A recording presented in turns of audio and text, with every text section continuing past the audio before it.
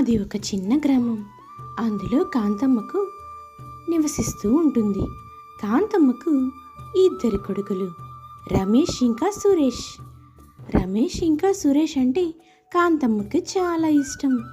పెద్ద కొడుకు రమేష్ మాత్రం కొంచెం డబ్బు పిచ్చి గలవాడు. చిన్న కొడుకు సురేష్ మాత్రం తల్లంటే ప్రేమ కలవాడు.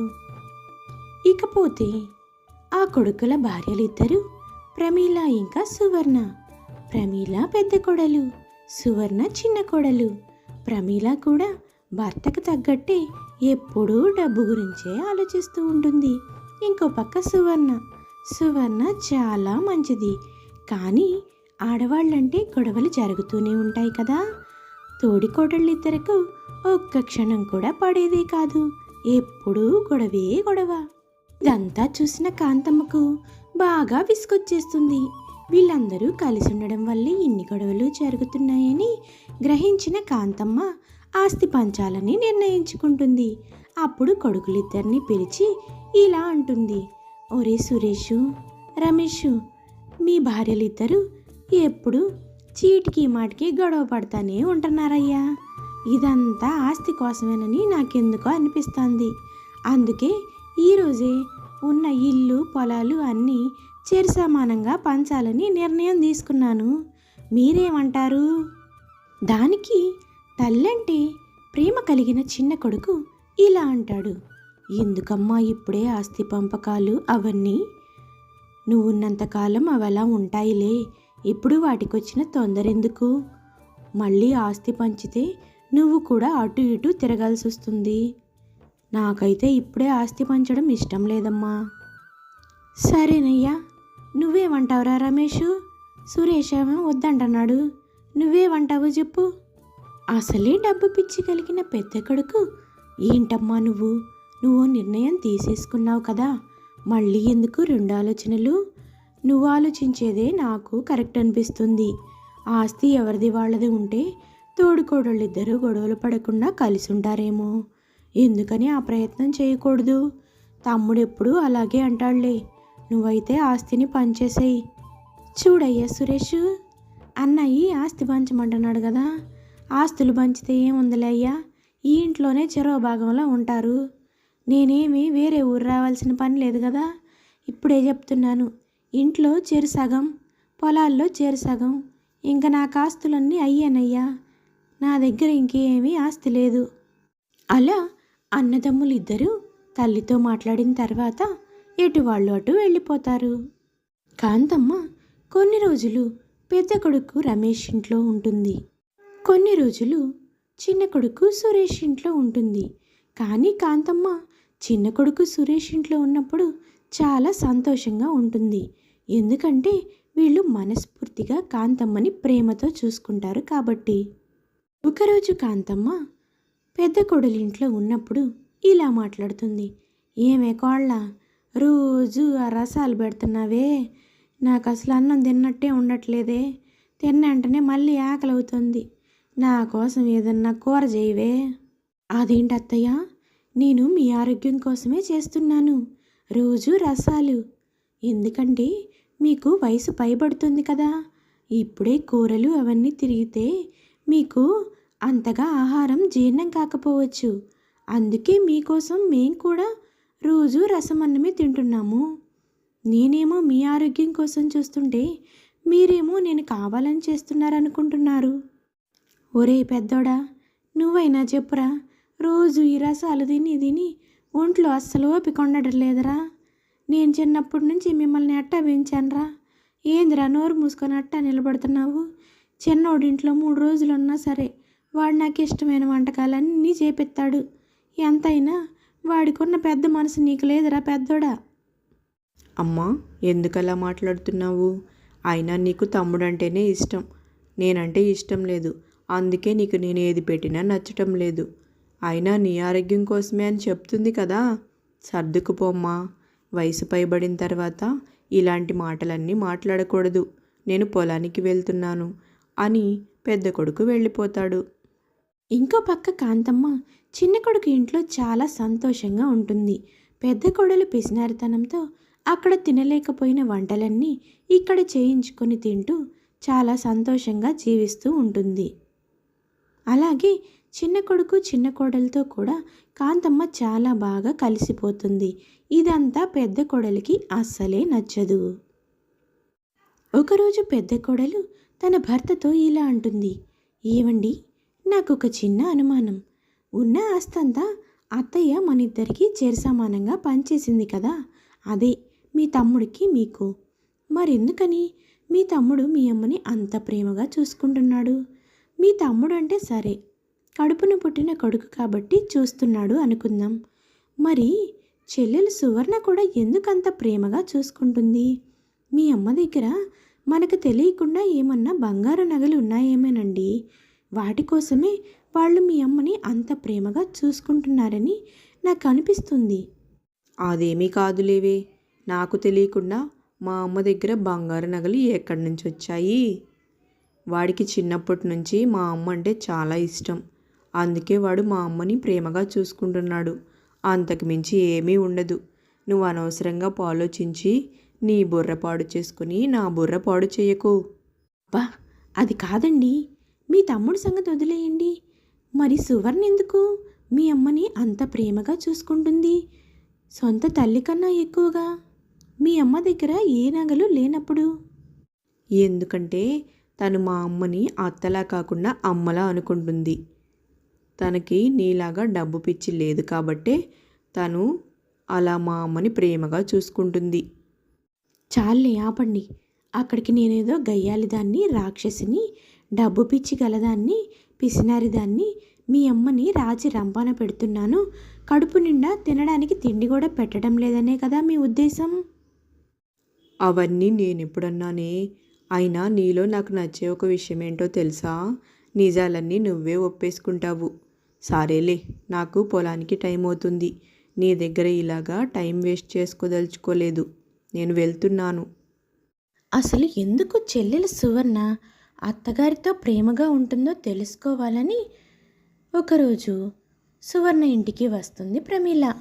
అదే టైంకి సువర్ణ అత్తగారితో ఇలా మాట్లాడుతూ ఉంటుంది, అత్తయ్య, మీరోజు మీ పుట్టినరోజు కదా, అందుకని మీకెంతో ఇష్టమైన నేతి లడ్డూలు చేశాను అత్తయ్య. తీసుకురమ్మంటారా? తింటారా ఇప్పుడు? నువ్వు చల్లగా ఉండాలమ్మా.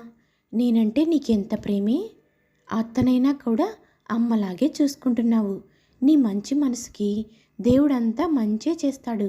త్వరలోనే నీకు 12 బిడ్డ పుడుతుందమ్మా అని అత్తగారు సువర్ణని దీవిస్తుంది. ఇదంతా పక్క నుంచి చూస్తున్న ప్రమీలకి అస్సలే నచ్చదు. ఇంతలో ప్రమీల అత్తగారి ముందుకొచ్చి నిలబడుతుంది. ఏందే ప్రమీల, ఇలా వచ్చావు? ఎప్పుడు ఈ ఇంటి వైపు రావు కదా, ఈరోజేంటి దారి తప్పి వచ్చినట్టున్నావు? ఏదో సంగతి ఉంటే గాని రావులే, ఏందో చెప్పు.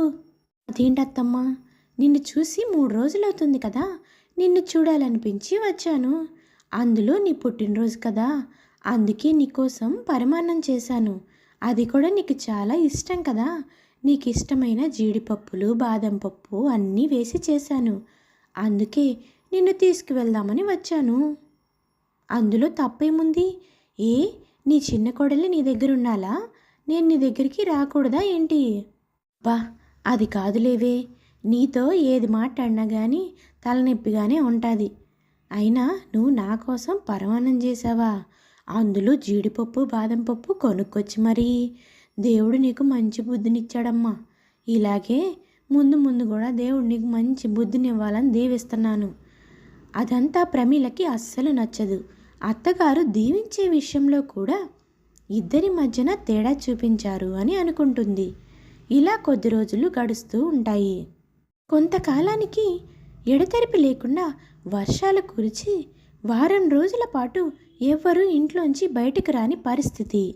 ఇదంతా చూసిన అత్తగారు చాలా బాధపడుతుంది. ఇంట్లో ఉన్న సరుకులన్నీ అయిపోతాయి. ఇంట్లో కనీసం తినడానికి కూడా ఏమీ ఉండవు. కోడలా, సువర్ణ, ప్రమీల, ఏందే ఇద్దరిళ్లలో సరుకులన్నీ అయిపోయినాయా? అందుకే చెప్తాను, ఎప్పుడు 10 రోజులకు సరిపడా సరుకులు ఉంచుకోమని. ప్రమీల, నువ్వు నీ ఇంట్లో ఏమీ లేకుండా ఉంచుకుంది కాకుండా సువర్ణ ఉంచుకున్నాయి కూడా తీసుకెళ్ళి వాడుకున్నావు. ఇప్పుడు మన పరిస్థితి ఏందో నాకేం అర్థం కావడం లేదు. నా చిన్నప్పుడు ఒకసారి ఇలాగే జరిగిందే. అప్పుడు మా అమ్మ నాకు ఒక మంత్రం చెప్పింది. మనం ఆ మంత్రం చదివితే చాలు వెంటనే పొయ్యి ప్రత్యక్షమయ్యి మనకి కావాల్సిన ఆహారాన్ని ఇస్తుంది. కానీ అది ఇప్పుడు పని చేస్తుందో లేదో కోడళ్ళు చూడాలి. ఏంటత్తయ్య, మంత్రమా? ఈ రోజుల్లో కూడా అవన్నీ పనిచేస్తాయా? అది చిన్నప్పుడు మీ అమ్మ చెప్పింది అని అంటున్నారు. ఇంతలో పెద్ద కోడలు ప్రమీల, అవునా అత్తయ్య, దాంతో డబ్బు నగలు ఏమన్నా వస్తాయా? ఆహారమే కాకుండా? అబ్బా, నువ్వు నోరు ముయ్యవే. మనమున్న పరిస్థితి ఏంది, నువ్వు అడిగేదేంది నాకు అర్థం కావట్లేదు. ఇప్పుడు డబ్బు నగలు వస్తే అవి ఏమన్నా వండుకొని తింటావా ఏంది? ఇప్పుడున్న పరిస్థితుల్లో మనకు కావాల్సింది ఆహారం. చూడు చిన్నకోళ్ళ, మంచి మనసుతో మనం ఏది కోరుకున్నా సరే దేవుడు అది మనకిస్తాడు. మీ ఇద్దరిలో నీదే కొంచెం మంచి మనసు అని నా ఉద్దేశం. నువ్వు నా దగ్గరికి రా, నేను నీకే మంత్రం చెబుతాను.